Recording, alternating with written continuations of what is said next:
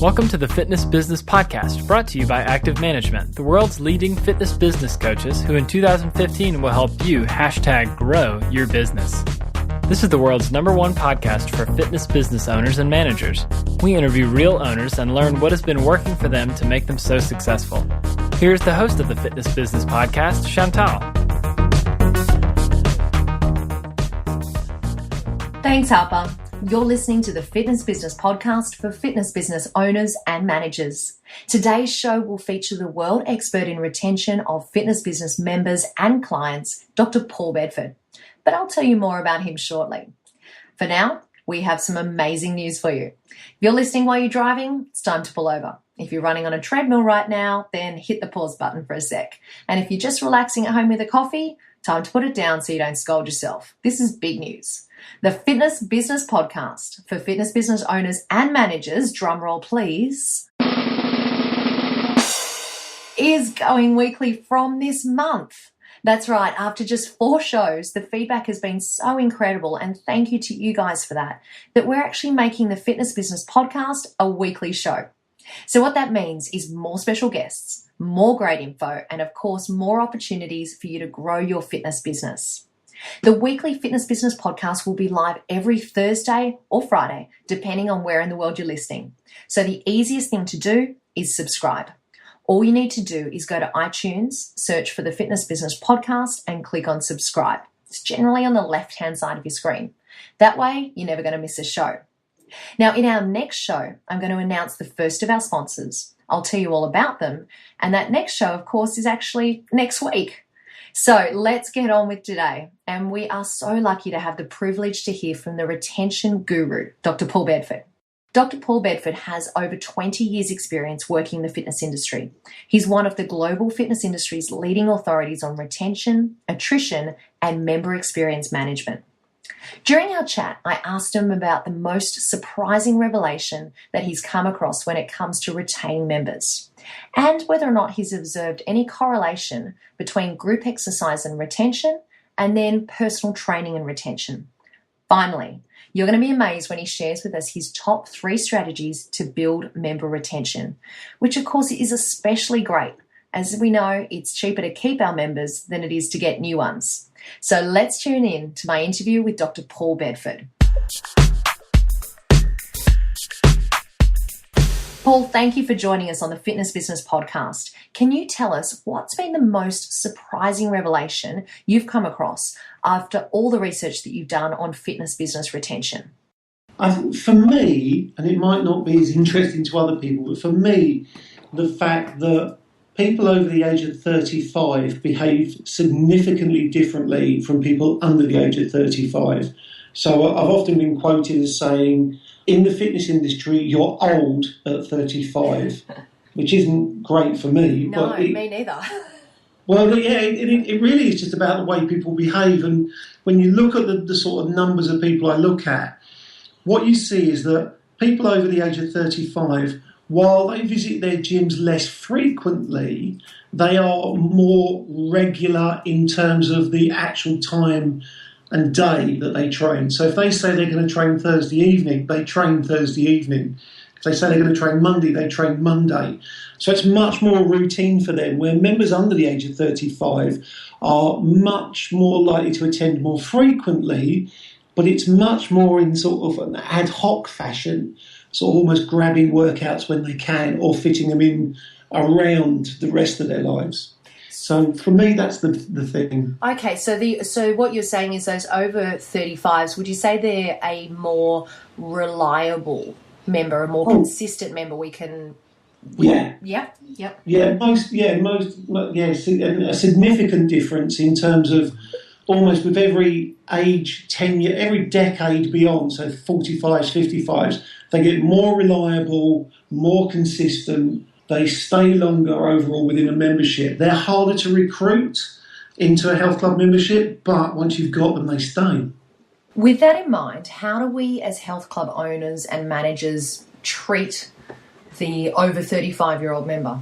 Well, I think there's a couple of things. If you are able to, if you're in a market environment that allows you to recruit more older members, I think some of the messages you have to just put out there are more about it's acceptable to train 1 to 2 times a week, as opposed to trying to drive people to 3 to 5 times a week, because they're just not going to achieve it no matter what you say to them.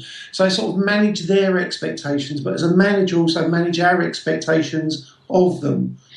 I think the other things to consider is that a lot of the current exercise programming is focused on really the under 35s. And yeah, I accept that people over 35 can do functional training and they can do all sorts of other things. But you also get to a point where sort of members over the age of 55 start getting treated as if they're really geriatric. And so we have these specialty classes that start saying, the evergreens or the nifty 50s. Now, I'm in that category. And most of what's on offer to me now in a general gym environment isn't actually that interesting. I don't find it that interesting. At my age, I get that people want to do, like I said before, people want to do functional training and stuff like that. At the moment, the health club industry seems to think that if I'm over 50, I want to dance to a polka or, some sort of classical music, where I'm over 50, but the music I grew up on was LL Cool J, Run DMC and, Grandmaster Flash. And I want to listen to that. So what you're saying is we need to have a better understanding of our members that are over 35 and maybe think more about how we market to them and what services we provide. Yeah. Yep. Almost. Yeah, because if we start segmenting your members by behaviour, not just by the demographics of age and gender, you're going to start to see some real differences in what members want from a workout. Because, I'm 51, but not all 51-year-olds want exactly the same thing. So trying to just come up with exercise programs based on age is a bit naive. And our clubs tend to market to the younger audience because there's a bigger volume of them, there's a greater likelihood that those members will join, but they're also more likely to quit. Yep. So you get a large turnover. With that in mind, what would be the number one tip that you'd give to a gym owner who is looking to engage with members over 35? I'd start interviewing them and segmenting them into types of activity choices based on, that group. So they still want to do things like running clubs and go to classes and stuff, but some of the classes just need to be just more age appropriate. And I don't mean that by saying, well, let me put it this way. My knee is about to give out. Mm-hmm. I've got a knee injury. Now, the vast majority of classes at the moment, particularly the HIIT type classes, I'm excluded from because it requires me to do burpees, squat thrusts, lots of vigorous knee movement. I can't do that. I can step up and down off of boxes, I can jog, but the dynamic stuff I can't do. So I'm excluded from anything that is really, really dynamic. So I think what the operators and the owners of clubs need to do is just start thinking about, okay, how can we provide high-intensity training in different formats that will accommodate the broadest range of customers, not just a small group of very enthusiastic, really fit members. So, Paul, through your research, have you seen any correlation between Group X and member retention? And then secondly, PT and member retention? Okay. Group X. Now, I've heard for years everybody going on about, if you go to Group X, then you'll stay longer. Now, I've always challenged that because if you look at the academic research, there's not a lot of academic research to support that. Most of what people quote is what's called Cameron and Spink's research from the 1970s. Now, their research was originally done on runners, and what they did was they tested exercise adherence, so the likelihood to stick to a particular exercise program, based on people who ran on their own compared to people who were part of a running group who ran together with a specific goal in mind, something like a 5 or a 10K. Then what people did from that research is they just sort of generalised and said, therefore, people who exercise in groups, because what Cameron and Spink showed us was that the runners in groups did better exercise adherence. Mm-hmm. People who exercise in groups stay longer than people who don't. And my argument has always been, actually, that's not what their research said, and I don't think you can just generalise it across. However, saying all that, I do think people who do group exercise stay longer, but here's the reason I think they stay longer. It's because it's at a set time and on a set day, as opposed to it being necessarily group exercise, which, a lot of people aren't looking at. They're saying, people who do group exercise stay longer. If they did, all our classes should be full all the time. So you're saying it's about the routine and the habit. I think it's more to do with the routine and the habit than the fact it's group. Right, and not the social connection. I think there'll be some, but if you actually watch most classes, there's certainly in the UK, there's a social connection with the individuals in the session and the instructor, but there's not a huge amount of group-forming behaviour of the participants. The front row might talk to the front row, but it's not like 30 or 40 people or more in the class all leave together and then all head for the bar together. So there's one more thing I want to chat to you about, and that is, in your experience, what are the top 3 strategies that a club owner could use to increase member retention? The first thing is that anyone coming in to do exercise must meet someone from the fitness staff. So whether they're a gym instructor or a group exercise teacher, we tend to encourage people who do gym to have an induction, but we don't do anything for the people who do group exercise. In terms of orientating them to the club, we show them a studio timetable and tell them to turn up. So I think we need to do more interaction with staff and customers before they actually start participating. Interesting. Do you think it matters who that staff member is? I think, I do. I think if they're going gym biased, then they should meet a member of the fitness team or a PT who's going to represent the club, not just represent themselves. Mm-hmm. And then if they're more studio orientated, if it's feasible, meet the studio director or the studio coordinator who can talk them through the types of classes that will probably be most likely to be beneficial to them. Because at the moment, it's really the salesperson that suggests which classes. And if the salesperson doesn't, it's either selected by time when the person can come or the written description of what's available. I just think we don't do enough to support those people going into group exercise. But I think one of the things our industry's got very complacent at is actually spending any time with people when they first join. That first early visits period when they're trying to orientate themselves to the club, understand how the club works, where things are. We almost like sell them the membership and then just expect them to turn up. Before you go on, because I think that's a really interesting point, can you put an amount of time on that? Is there a number on how much time we should be spending with new people when they first join? I think I'm only talking about 10, 15 minutes. Yep. But it really is. It's about signposting people to the things that are going to be most relevant to them, and sometimes signposting them away from the things that aren't. Yep. So they don't come in and make mistakes and, they go, I quite like the look of HIIT, and they walk into a HIIT class having never exercised before, and it hits them. Yeah, literally.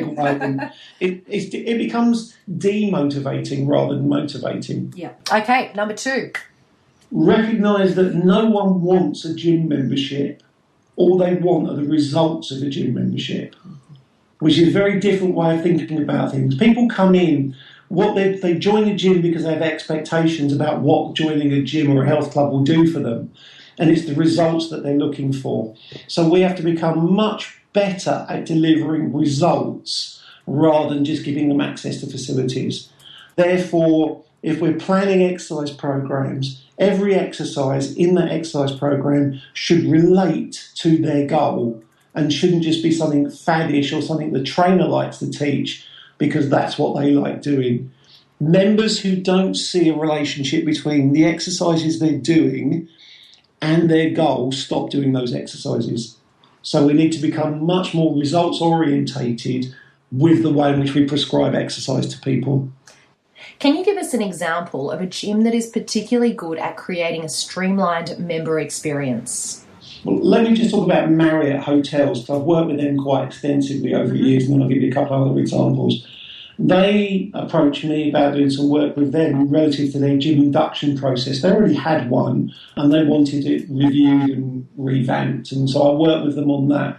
What created the success there was that all the members of staff were on board with the idea of let's get the best results for our members as we can, because then they will do the sales and marketing of our business for us. And actually, it makes the staff feel good when members get their results. So you actually create quite a nice community of people who want to go to work because they're helping people get their results, and members wanting to go to the club because they're getting their results. And what we did was we focused on providing more support for those people who were new to exercise completely and less support on those people who were experienced exercisers. But we still insisted that everybody who came in did meet a member of the staff before they kicked off. So the experienced ones didn't end up with a full gym induction showing them all the equipment. They had a quick orientation to some of the consoles and just a quick explanation of how the staff are going to help them. And then that freed up time to spend more time with those people who actually needed more support. So rather than a one-size-fits-all, we created two streams. One was the experienced exerciser who just wanted to get going, and the other stream was those people who were new, who needed all the extra support. And then we just worked around on what we call micro commitments, just getting to make small changes to behaviour and learn small amounts about exercise rather than trying to overwhelm them in the early stages. Let's get stuck into strategy number 3. Talk to everybody. Now, that might sound quite flippant, but the lowest cost, biggest impact activity any health club owner can have, any PT can have, is to actually talk to more people while they're there doing their activity. Now, we've got research that shows that while people value the interaction they get from reception or front of house, they value interaction at the place where they do their activity far more highly. So if they go into a group exercise situation, an interaction with the instructor is valued more than an interaction at front of house, the same as the gym. Now, I know a lot of instructors struggle with the idea of walking up and talking to people. What I would suggest is you don't interrupt workouts, you just interact in what I call the transitional phases. So you talk to people when they're resting or they're warming up or cooling down or transitioning from one piece of equipment to another. You don't walk up to a guy who's got 200k on a bar while he's benching and ask him how his day is, because that's an interruption. So there are times and places to do it. Now, the vast majority of experienced exercisers, if you say to them, do you need any help, will say, no, I'm fine. But they actually really value the question. So they like to say, no, I don't need anything, but they want to be asked. And I've seen, in some of the data I've looked at, we've seen one interaction in a month with a member of staff creates a 20% more likelihood of being there next month. One interaction raises the chances. And so if what are we in? We're in April. I speak to you once in April. Chances of you being there in May go up by 20%. If I speak to you 2 to 3 times in April, obviously that requires 3 visits. Chances of you being a member in May go up by 50%. If I speak to you 4 or more times in April, so we have to have a minimum of 4 visits, chances of you still being a member in May go up by 80%. They are phenomenal figures. Yeah. And it's ridiculous. as simple as talking to someone. Yeah. Interact. And I just want to say that again, what you said, it's interaction versus interruption. Yes. So we don't want to interrupt, but we do want to interact. And I'm going to ask a question that I believe a lot of people will be thinking right now, and I'm sure you've heard it time and time again. You say, interact in those transition periods, in the periods where maybe they're in between sets or they're transitioning to the next machine. What is your advice and experience for those people that have their headphones in and their head down? When is the best time to interact with that member? For them, it's when, again, it's the same transitional period, but what you have to do is you have to set the scene. So if you start interacting with people, and what I'm suggesting is if you want to start talking to lots of people, start by just talking to people briefly, 1 to 2 minutes, so that when other members see you talking to when other members see you talking, they see that your interactions are brief. If they see you go up to one person and you're there for 5-10 minutes, then they're going to keep their head down because they're not going to want you to talk for 5 to 10 minutes if they've never spoken to you. But if they can see you working your way along a row of cardio machines, and you do 1 or 2 minutes for somebody, 1 or 2 minutes with a couple of others, and you keep going like that, when you get to them, you can look at them, smile, and about 50% of them will take their headphones off to talk to you because they're curious about what you're talking to people about. The other 50%, you just sort of mime or do hand expressions, go, I'll talk to you later, and often they'll come over and say, what did you want to ask me? Because again, you're creating a level of curiosity. Yeah. You do that well, everybody wants to talk to you. So brief, it has to be brief. If you want to build it up to be really meaningful and using behaviour change techniques within conversations, you can't do that in your first conversation with someone. You have to build up trust and liking. So not every, I work on this principle. I work with some of the biggest health club chains in the UK and now, across the world. Some of the clubs I go to, I'm going to use this example, the Reebok Club in Canary Wharf in London. It's right in the middle of the financial district. Everybody who goes there, they work for banks or investment companies or they work on the stock market. Now, I'm going to be very generalistic here. The vast majority of those people are not employed for their social skills. They're employed for their ability to make money. So where a lot of fitness staff and PTs will have good social skills, assuming that just because you have, other people will have, is naive. So a lot of those people, they don't put their heads up for anybody, and they would rather be on the computer and doing math and selling and stuff rather than talking to somebody. So I think you have to recognise that perhaps if you're more in a suburban area, there's a greater opportunity for interaction. If you're more in a city-based club where people are coming in and they've got 45 minutes, you need to respect that. Recognise they've come in, give them recognition that they come in by saying hello, do you need anything, really brief stuff. But if they just need to come in and work out, recognise that, let them do it, because otherwise it is an interruption because they've only got a limited period of time to work out. A big thank you to Dr. Paul Bedford for being a guest on the Fitness Business Podcast. You can find more information about Paul at theretentionguru.co.uk. You'll also find all of Paul's details on the show notes found at activemgmt.com.au/podcast. It's time for the Fitness Business Podcast wrap. Here we are again at the end of another show, and here are my top takeaways. The Retention Guru told us that people over the age of 35 behave significantly differently to people under the age of 35. Over 35s are much more routine, whereas under 35s are more ad hoc in their behaviour and in their decisions. People who do group exercise stay longer because of the routine and the habit, rather than the fact that it's group exercise. And as a group fitness instructor myself, I loved his idea to always introduce new group fitness members to our staff and to other members when they're first getting started at our gym. Now, next week, our show will feature JT, the Managing Director of Active Management. He's going to share a consumer trend called Tinderization. Yes, you heard right. I'll also catch up with Sharon, our resident podcast guru, who shares tips on identifying your podcast. And of course, you'll hear about one of our brand new podcast sponsors. Before I sign off today, don't forget to rate the Fitness Business Podcast on iTunes. All you need to do is go to iTunes, search the Fitness Business Podcast, just like you did when you subscribed earlier on. Yes, that's a hint. And under the title is Rating and Reviews. All you need to do is click there and give us a star rating and write a comment. I want to say a big thank you to Jamie Down Under, Alicia Mac Design, and Tally Active for your reviews. If you have any suggestions, comments, or feedback about the show, please email me at chantal@activemgmt.com.au Or if you have any questions about owning or managing a fitness business, send them on through and I'll forward them to JT, and we may even feature it in an upcoming show.